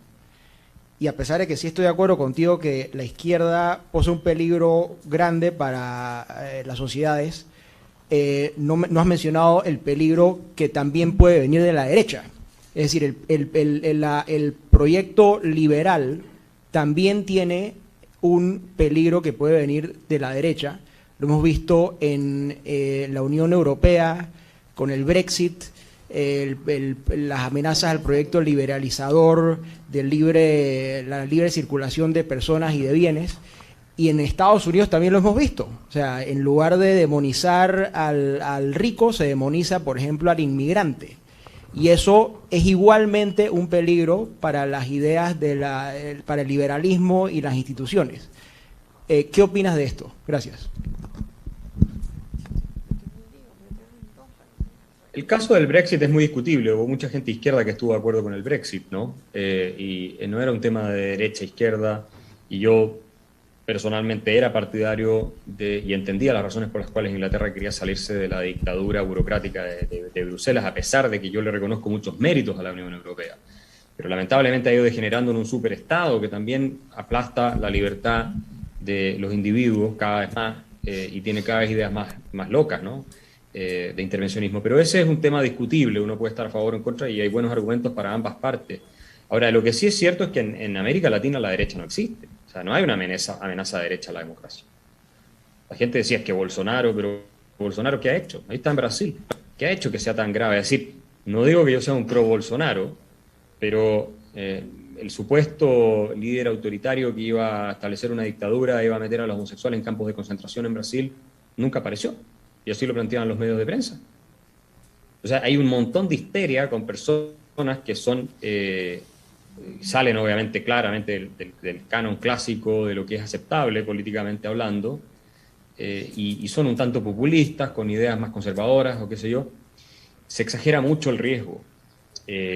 Ahora, no quiero decir con esto que no haya potencialmente amenazas desde el lado de la derecha. Por ejemplo, Marine Le Pen en Francia claramente es un caso que sería, yo creo, un peligro para la libertad individual y también, no sé si para la democracia en última instancia, pero sí para la libertad individual, lo cual ya es lo suficientemente malo, incluso para la economía libre, porque ella tiene una filosofía estatista. Ahora, estos grupos crecen ¿por qué? Porque la clase política que está ya establecida gobernando simplemente no hace caso a inquietudes y problemas que realmente tiene la ciudadanía. La inmigración es uno de esos. O sea, porque una cosa es demonizar a los inmigrantes, lo cual está mal, y otra cosa es decir, la inmigración toda es siempre buena, da lo mismo en qué cantidad y da lo mismo de qué parte venga. Nosotros estamos viendo en Chile una explosión de criminalidad producto de la inmigración que nos está llegando de Centroamérica, en parte. Y eso lo dice el gobierno de Boric, no lo estoy diciendo yo, lo dice el gobierno de Boric, lo dicen los jefes de policía. O sea, el negocio de secuestro no existía en Chile, eso fue importado. El tren de Aragua es venezolano, está operando ahora en las ciudades del país. El sicariato, eso no existía, son colombianos fundamentalmente. Los motochorros no teníamos en Chile, son todos extranjeros prácticamente. Teníamos delincuentes, por supuesto, pero entonces esta idea de que no importa quién entre, da lo mismo que lado venga, también es muy peligrosa, porque al final, como tú no te haces cargo de inquietudes que son reales de la ciudadanía, y les dices, son unos xenófobos, son unos nazis, son esto, solamente porque cuestionan la inmigración descontrolada, ni siquiera, estoy hablando, hay casos de gente que es derechamente xenofóbica, pero estos números de apoyo que tú ves en Le Pen no me pueden decir que son todos de pronto franceses que se convirtieron en la xenofobia, eso no es cierto. Eso es porque los partidos tradicionales establecidos, Macron intentó hacer algo al respecto, estaba intentando hacer algo, no estaban respondiendo a las demandas de un sector razonable de la ciudadanía, porque se habían corrido demasiado a la izquierda también los partidos de derecha. Y lo mismo pasó con el Brexit. Entonces, hay que entender por qué surgen estos fenómenos. O sea, el populismo en América Latina también tiene un componente de muchas veces, ¿cierto? Las élites se acomodan, están tranquilas, no hay más prosperidad como solía haberla, se corrompe todo el edificio, la parte superior, entre políticos y empresarios hay todo tipo de enjuagues, que ellos viven muy bien, y el resto no experimenta los niveles de prosperidad que debiera experimentar, no se supera la pobreza, en fin, o las clases medias se estancan, y termina con un Chávez. O sea, eso también es algo que hay que tener en cuenta. Por eso no solamente es un tema de narrativa que tenemos que cuidar para defender las ideas de mercado, todo, sino que el esfuerzo de la política económica y de la política pública, que en última instancia depende también de la narrativa, pero tiene que ser permitir mayor prosperidad para todos. Y eso es libertad económica. O sea, la correlación entre libertad económica y prosperidad es clarísima en todos los países del mundo. Y si tú no tienes libertad económica y defiendes, digamos, a los empresarios, qué sé yo, pero a esto les está yendo bien y al resto no les está yendo bien, entonces el discurso populista de izquierda o de derecha que sea estatista, ¿cierto?, va a tener mucho más llegada, va a tener mucho más impacto, porque la gente no siente que se está beneficiando mucho del sistema, porque el sistema no está lo suficientemente abierto, ¿cierto? Entonces, sí, tú tienes razón que la derecha puede ser una amenaza, pero yo te diría que hoy día, en la práctica realmente, en nuestra región al menos, en América Latina, la derecha no existe. O sea, no existe en Argentina, no existe en Chile. José Antonio Cast es un tipo de derecha conservadora normal. En los 90 habría sido un tipo más dentro de la centro-derecha. No existe en Brasil, bueno, Bolsonaro, pero ya lo conocemos y no ha pasado ninguna gran apocalipsis. Existe obviamente en Colombia, pero lo acaban de ser derrotados. Y tampoco una derecha así súper libre mercado, para nada. En fin, entonces no hay, y tampoco veo que haya una amenaza a la democracia por parte de la derecha en Colombia. Entonces, yo te diría que la amenaza es Petro, la amenaza es López Obrador, la amenaza es Boric, la amenaza es Castillo, la amenaza es Cristina. Esas son las amenazas, a mi modo de ver. Hoy día, eso puede cambiar alguna vez, pero hoy día yo te diría que tenemos que preocuparnos de eso, porque de ahí viene el principal riesgo. Sí, podemos hablar sobre Europa, pero al final nosotros queremos que nuestros países salgan adelante y sobre Europa tenemos harto poco que hacer, o sea, no tenemos mucha influencia ahí. Buenas tardes, Axel. Muy buena su participación. Quisiera su opinión al respecto de un comentario. Yo estoy convencido de que la realización, no la felicidad, porque yo no creo que la felicidad es algo al que el ser humano deba buscar, porque la vida es constante esfuerzo y mucho sufrimiento. La realización del ser humano está más en el significado que le dé a su vida y la ejecución de los deberes que él tiene. Yo estoy encargado de mi familia y soy responsable por mi familia, por mi perro, por mis hijos, por mi trabajo. Tengo responsabilidades y como tal vivo en base a ellas y me realizo cuando la ejecuto. Sin embargo, veo en cada vez más y me reviento la cabeza pensando desde cuándo vino ese cambio y creo que es algo que ha socavado terriblemente la sociedad occidental. Veo cada vez más una animosidad, derechos y derechos y derechos y derechos. Yo lo único que tengo son derechos y lo único que quiero son derechos. Y es lo único que es sexy, hablar de derechos. Hablar de deberes, ya uno lo ve con la suástica y ya uno es demonio. Su opinión al respecto. Y yo pensaría, y nada más también, usted escucha también a un psicólogo canadiense muy famoso, muy bueno, apellido Peterson. Sí, conozco muy bien a Jordan Peterson, incluso he estado con él, he leído sus obras. La verdad es que él ha ofrecido una respuesta a la pregunta que tú formulabas, que es esta del sentido, ¿no?, de la vida, y que la responsabilidad es el asumir que tú tienes básicamente el desafío de hacerte cargo de tu existencia y de la existencia de los que te rodean, de tus hijos, de tu familia, y después tratar de colaborar con tus entornos más cercanos. Eso le da un sentido a tu vida, porque la vida espera algo de ti, ¿no es cierto? Como hablaba Viktor Frankl en este famoso libro El hombre en busca del sentido. Y eso es fundamental, yo creo, en la crisis de sentido precisamente que estamos experimentando, sobre todo con las nuevas generaciones. Las nuevas generaciones están francamente perdidas y ustedes lo pueden ver eso en cómo ha explotado la tasa de suicidio, sobre todo mujeres jóvenes, y eso tiene mucho que ver con el uso de redes sociales como Instagram, la tasa de depresión, de ansiedad y consumo de droga, y también de fármacos para la depresión. Entonces, claro, con el declive de las religiones, que eran fuentes de sentido de comunidad, con el estrechamiento de la familia, porque antes eran familias extendidas, ahora son familias nucleares, con suerte tienes 1 o 2 hijos, que no tienen primos por lo demás, no se ven. Entonces, te careces de comunidades, careces de narrativas que te provean de sentido, y con el triunfo de ideologías militantes extremadamente agresivas como el feminismo hegemónico y otras, como el ambientalismo tipo Greta Thunberg y otras cosas más, el nivel de ansiedad y de desconexión en la gente joven de su salud mental o de lo que les haría bien desde el punto de vista incluso biológico con lo que esperan es gigantesco. Estamos entrando en ese escenario en que las nuevas generaciones vienen ya muchas personas dentro de estas generaciones, no todas, con fallas que son casi estructurales y que los convierten en adultos incompetentes e ineptos, más bien incapaces de lidiar con su existencia. Y ahí es donde Jordan Peterson ha hecho la gran revolución, ¿verdad? Porque él está corrigiendo eso, del caos está creando orden.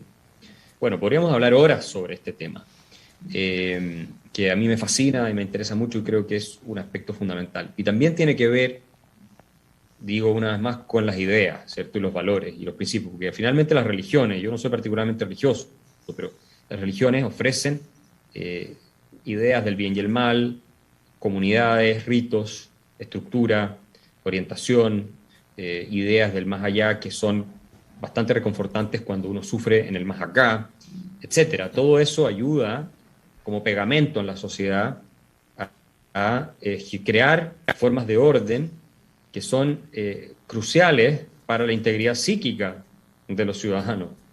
Y cuando tú pierdes eso, ya ni siquiera la familia sigue existiendo como referente, que además se destruyen o en fin, son muy pequeñas, como digo, y estás entrando en una crisis que es realmente preocupante, y entonces abraza ideologías totalitarias.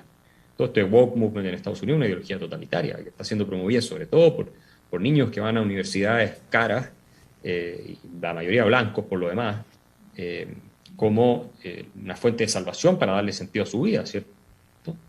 Y estamos entonces entrando en una fase de decadencia, yo diría, en todo Occidente, sin ninguna duda. Y esto de los derechos es algo, bueno, se viene instalando desde hace tiempo. La Declaración Universal de Derechos Humanos, si ustedes la leen, década de los 40, se dan cuenta que ya se establece derecho a vivir gratis sin trabajar, básicamente. Derecho a pensión, a educación, a salud, todos derechos, simplemente porque existo. ¿Ya? Y es parte de ese catálogo de derechos, llamados sociales, fue introducido por presiones de los países de la órbita soviética, ¿ya? En la Declaración Universal de los Derechos Humanos. Cuando los derechos humanos reales son derechos negativos, son derechos a tu libertad, a tu propiedad y a tu vida, y otras cosas de ese tipo, a que el Estado no te los aplaste. Por eso se hizo la declaración, después de haber visto el horror del nazismo, del comunismo, durante además los horrores del comunismo. Porque los nazis tenían muchos derechos sociales, no nos olvidemos, era un Estado benefactor el Estado nazi. Entonces, y sin embargo eso, ¿por qué hoy en día es cultura general?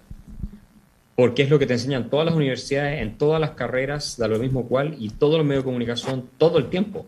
Es casi inconcebible hoy en día pensar que el Estado no debiera proveer derechos sociales, gratis. O sea, es completamente imposible pensarlo. Te deben decir, tú estás loco. Y hace no mucho tiempo la locura era pensar que el Estado tenía que hacerse cargo de tu vida. Y para cerrar esta respuesta, entonces, ¿qué es lo que estás creando? Personas que no tienen ya fuentes de sentido, por un lado, que están en crisis psíquica, y que como no tienen fuentes de sentido ni comunidades afectivas, porque cada vez la gente está más sola, vean las estadísticas, y están cayendo desesperadamente en manos de muchas veces ideología totalitaria, eso a lo que lleva es a una sensación de impotencia respecto a tu capacidad de salir adelante en la vida, de armar algo para ti, tener una familia, etc. Y te entrega, por lo tanto, en bandeja servida, en bandeja de plata, a los potenciales tiranos, a los potenciales demagogos que te van a encadenar. ¿Y cómo te van a comprar? Bueno, ofreciéndote cosas gratis. Esa es la manera como tú terminas entregado a toda esta clase, ¿no es cierto?, dirigente que va a terminar por controlar tu vida. Y eso pasa en todos los segmentos socioeconómicos. Tal vez la gente que tiene más educación termina trabajando y ganando su propio dinero, pero va a promover igual ese Estado todo providente. Entonces, es muy preocupante esta evolución, y además no es financieramente sostenible. O sea, ustedes pueden ver la realidad fiscal de la mayoría de los países de Europa, incluso Estados Unidos, llega una catástrofe. No es sostenible. Yo no sé cuánto tiempo más va a durar la burbuja hasta que estalle. Yo creo que está empezando a estallar en muchas partes. Así que, si no hacemos un cambio de paradigma desde el punto de vista filosófico en esta idea de los derechos, yo creo que va a ser muy difícil evitar un destino bastante duro. Quedan dos preguntas. Buenas tardes, Axel. Ante todo, felicitaciones por una excelente charla. Soy seguidor tuyo de tu canal de mucho tiempo. Axel, mi pregunta entra en un contexto. Si hace más de 150 años un enfermo trasnochado, loco, mantenido, como Karl Marx hizo una teoría y escribió un solo capítulo de Das Kapital, ¿no? Porque se dio cuenta que en distintos países totalmente, como decir, de manera improvisada, 3 otros pensadores le dijeron, tu teoría del valor trabajo está equivocada. Es decir, una teoría que nació muerta hace 150 años. Hombres como Fernando Savater, mucho más inteligente que quien te habla, dijo claramente, no hay alternativa a la democracia. El libro negro del comunismo ha declarado como mínimo 100 millones de muertos en menos de un siglo. Si tenemos todo este contexto que nos dice lo que ha sido esta teoría nefasta, mi pregunta estriba, ¿en qué aporte, en qué hemos fallado, en qué tú consideras que se ha fallado para que hoy en día todavía haya gente levantándole la mano a personas que profesan esta teoría, que no entienden que no hay alternativa al sistema de democracia liberal, al sistema capitalista, que tú lo defines de una manera magistral en tu conferencia en Argentina, donde lastimosamente tuviste que discutir con 3 ignorantes porque no sabía quién era más ignorante de esos que estaban hablando en contra, y donde decías, el sistema donde te permite ser y realizarte tal cual tú lo puedes llegar a ser, simple y sencillo, en palabras llanas. Mi pregunta, si eso ya se da por sentado, si hemos llegado a un punto de la evolución donde tenemos claro eso, ¿cómo es posible que sigamos dándonos tumbos y tumbos? ¿Dónde hemos fallado?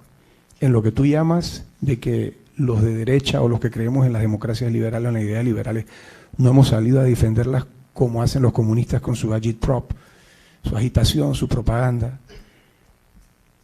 en que no enseñamos en las escuelas esto, para que ese no sea un tema de discusión ya, sino que los temas que el empresariado, por ejemplo, que está aquí pueda discutir sea si falta agua, si hay que construir aquí, si hay que hacer, y que dejemos por sentado de que el sistema democrático liberal es el mejor.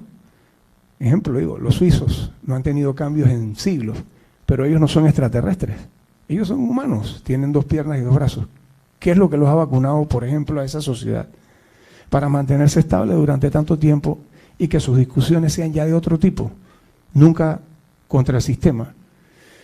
¿Por qué estamos condenados en América Latina a ir de tumbo en tumbo? Como dice el gran maestro Juan Luis Guerra, es que seguiremos siendo el mismo hueco 500 años después, donde no nos importamos ni a la Mitsubishi ni a la Chevrolet. Tenemos un Castillo en Perú, ha hecho que salgan 20.000 millones de dólares de ese país. Tú acabas de decir lo que ha salido de Chile. En Argentina, una vicepresidenta que está bajo cargos. En Colombia, ¿por qué? Mi pregunta, ¿qué tenemos que hacer o qué se puede hacer específicamente para cambiar esa retórica, para que un joven entienda que cuando se pone un suéter del Che, entienda lo que significa? O como decía Churchill, quien no es socialista a los 18 años no tiene corazón, pero quien lo sigue siendo después de 40 no tiene cerebro.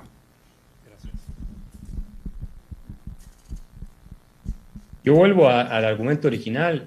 La gente, mira, Reagan dijo una vez que la libertad estaba siempre a una generación de extinguirse, ¿cierto? Y por lo tanto, tú tienes que educar cada vez a la nueva generación en lo que son los horrores del colectivismo, del socialismo, del comunismo, del fascismo, todas esas cosas. Y hacerle ver las ventajas que provee tener una democracia liberal con mercados abiertos, cuando tú lo pones en el contexto de la historia humana, que la regla de la historia humana es la miseria, el hambre, la tiranía, la dictadura, ¿cierto? La guerra civil, etc. Y si tú no explicas eso, yo no veo ningún colegio, casi en el mundo, explicando ese tipo de cosas, entonces tú pierdes las sociedades, así de simple. ¿De dónde va a salir un muchacho de 18 años entendiendo que la economía de libre mercado es mejor? Cuando el padre tiene mucho dinero y le dice el cura, el sacerdote en el colegio, en la escuela, o le dice el profesor en la escuela, o el que sea, que el sistema es muy injusto, porque hay gente que no tiene ni para comer y otros tienen mucho, incluso para irse de vacaciones a Miami y todo eso. ¿Qué herramienta intelectual tiene ese muchacho joven o mujer joven para contestar a eso? Ahí convertiste a un socialista. Ahí sí, socialista. El socialismo siempre fue algo que cultivaron las élites. No fue un producto de las masas. El socialismo lo inventaron intelectuales, gente que venía acomodada. Karl Marx mismo venía de una familia burguesa. Lo mismo que Lenin, familia aristocrática. Stalin era una excepción, pero la verdad es que mismo Fidel, su padre era un hombre hacendado de mucho dinero. Entonces, si tú no enseñas esto, lo tienes que enseñar. El libro negro del comunismo que tú dijiste, ¿cuánta gente lo ha leído eso? Que tú conozcas. Incluso entre tus pares, empresarios, ¿cuánta gente lo ha leído? O sea, por lo menos tienen claro que el comunismo es malo, pero ¿Por qué no se enseña eso en las universidades? ¿Por qué no tienes documentales de eso en televisión?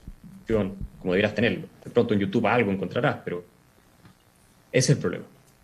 El problema es que caemos siempre en esto porque no estamos haciendo el trabajo que así hacen los otros para no volver a caer en esto.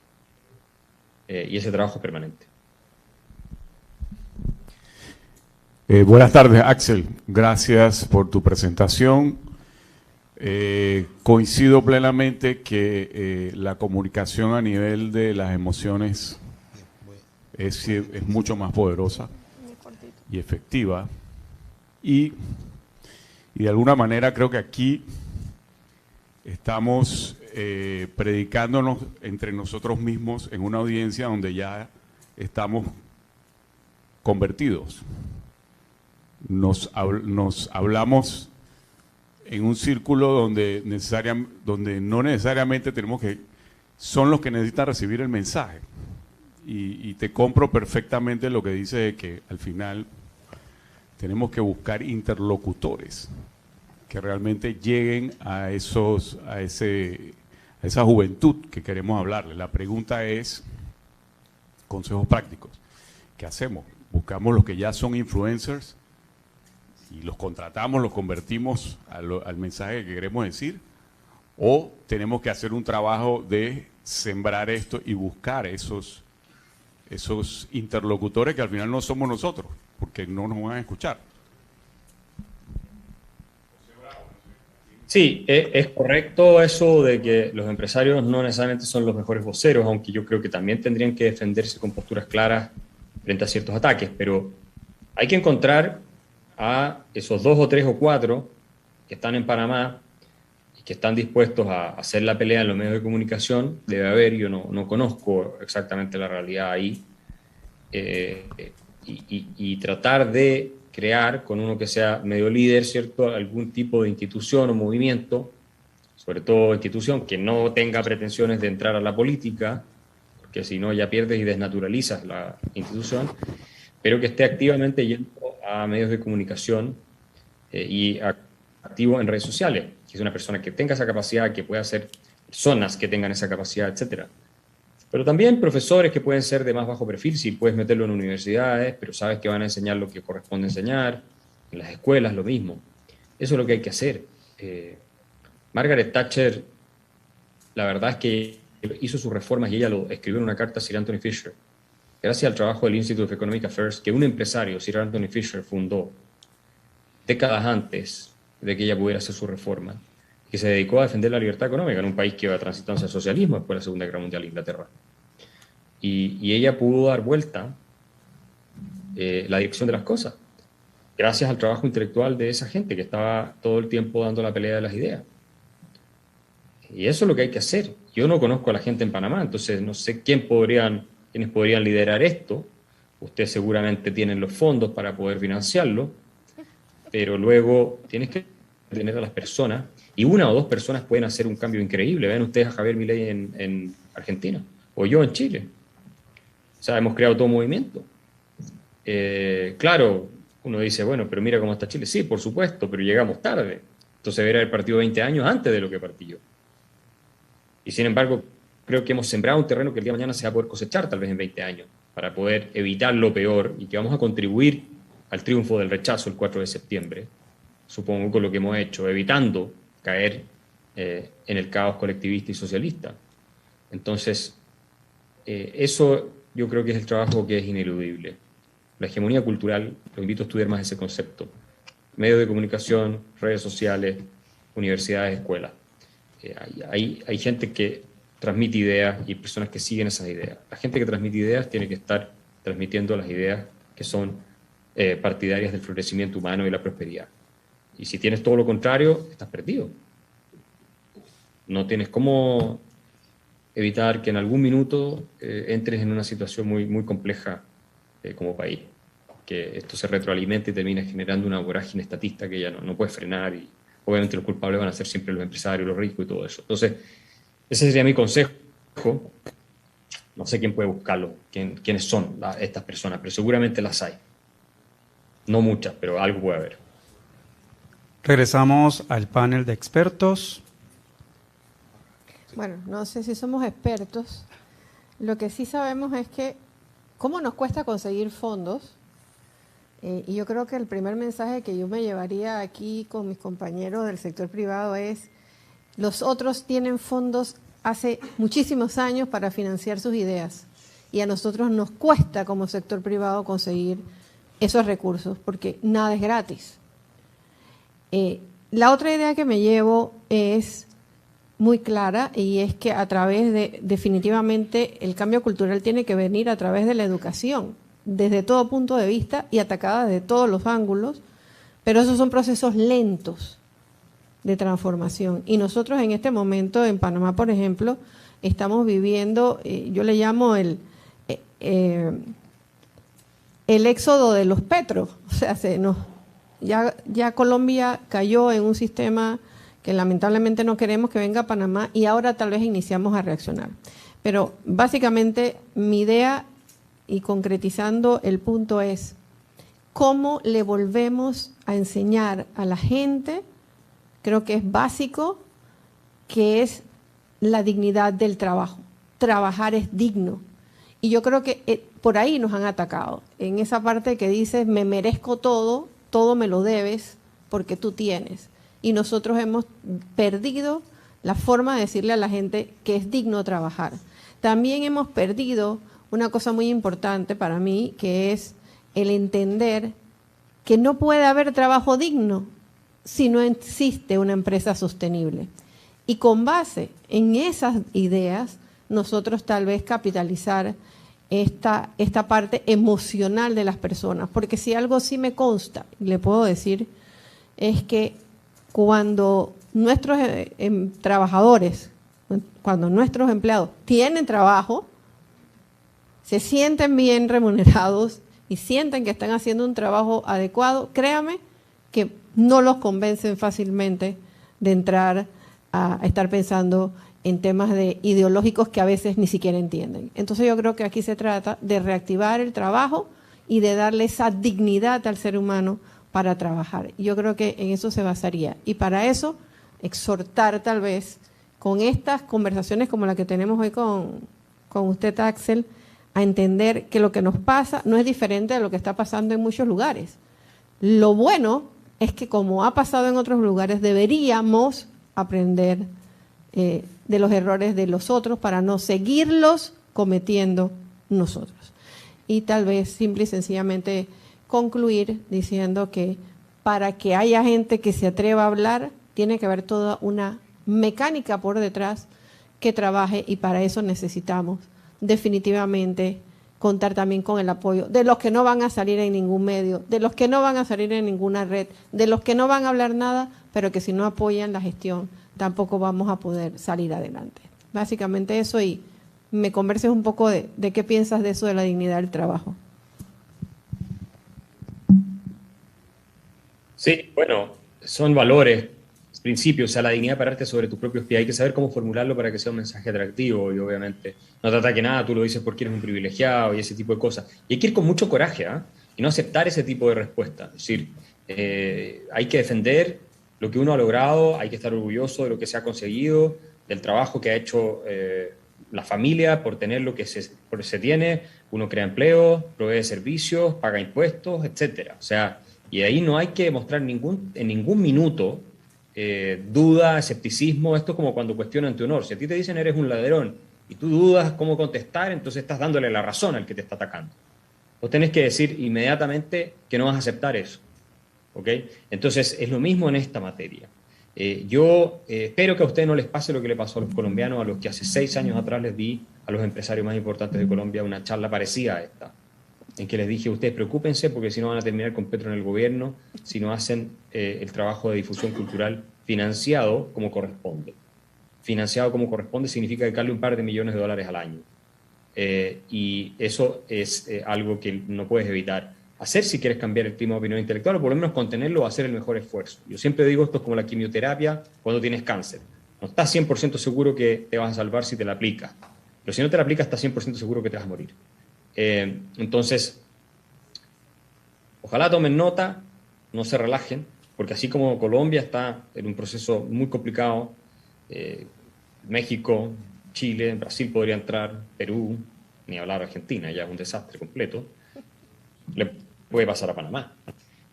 No hay nada garantizado. Así que esa es mi invitación. Yo lo único que quería transmitirle a ustedes, yo sé que tienen claro cuáles son las ideas que favorecen el progreso y cuáles no, pero es que ustedes se comprometan también a sacar adelante sus países tal como lo hacen los empresarios en Estados Unidos e Inglaterra. Nada es gratis, ustedes son los que lo saben mejor que nadie. Si quieren preservar su país, freedom is not free. Así que muchas gracias a todos por su atención.